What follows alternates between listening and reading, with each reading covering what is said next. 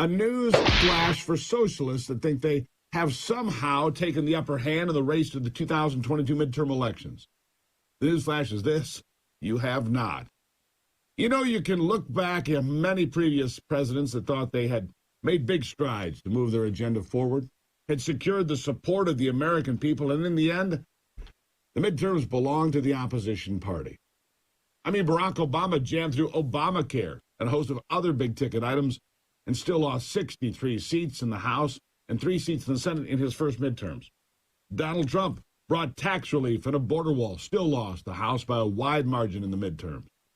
And I will put my reputation on the line right now. I will tell you the Republicans are going to dominate the midterms, and in ways that the left and the media, well, they don't even understand. The media lapdogs, they just don't get it. I mean, look at the poll. Just as I have been telling you, the socialists are in real trouble. Michael Bennet, for example, in Colorado, is the one I told you to watch closely. Most political pundits put his Senate seat as safe Democrat. I told you it would be in play. And after all the big wins the left has been claiming in recent weeks, you'd think, well, he'd be rocking it.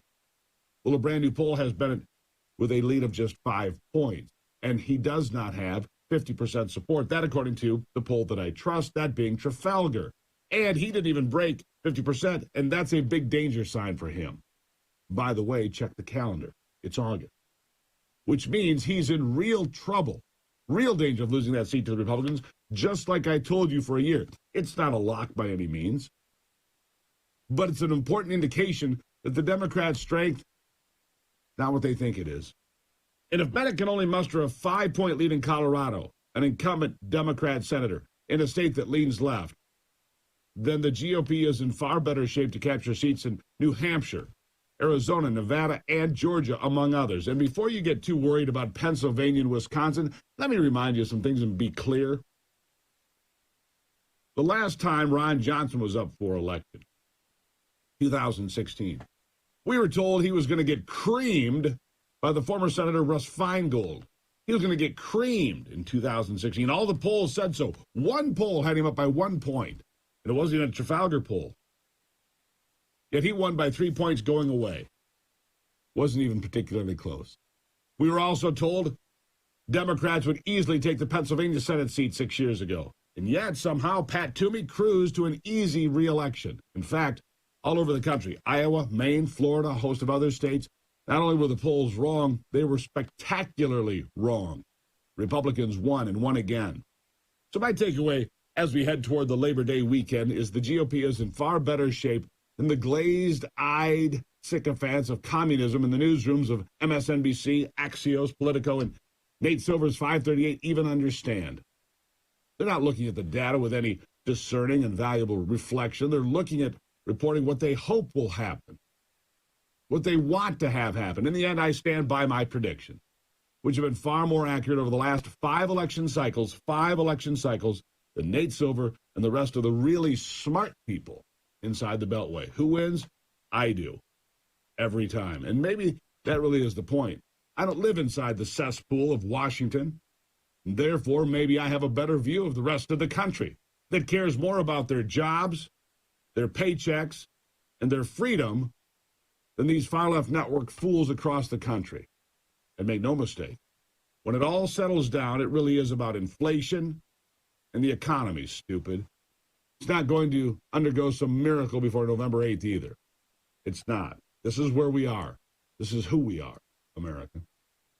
The tax foundation's Will McBride, in fact, calls the student debt giveaway for what it is. If the Democrats thought this was going to buy them the votes to win the midterms, I think they're going to be disappointed. And he says, does McBride, that it will fuel inflation, among other things. Listen to this. So this is a lot of money. And there's a lot of money coming out and getting dumped on the economy at a time when, of course, we don't need it. It's precisely the kind of thing, the kind of policy that caused the inflation crisis that we're in. By most accounts, the American Rescue Plan, $1.9 trillion last year, and the CARES Act before that, and several other relief programs amounted to about $6 trillion in relief and stimulus dumped on the economy. This is, by most accounts, what caused our inflation crisis and now the the very aggressive moves by the Federal Reserve to try to get that inflation under control. So here we are repeating the same type of policy. So I think it's very dangerous, and I'm afraid it's going to make our inflation crisis worse. Inflation crisis worse. There it is. More money given away, by the way, to a majority of people who don't really need the help.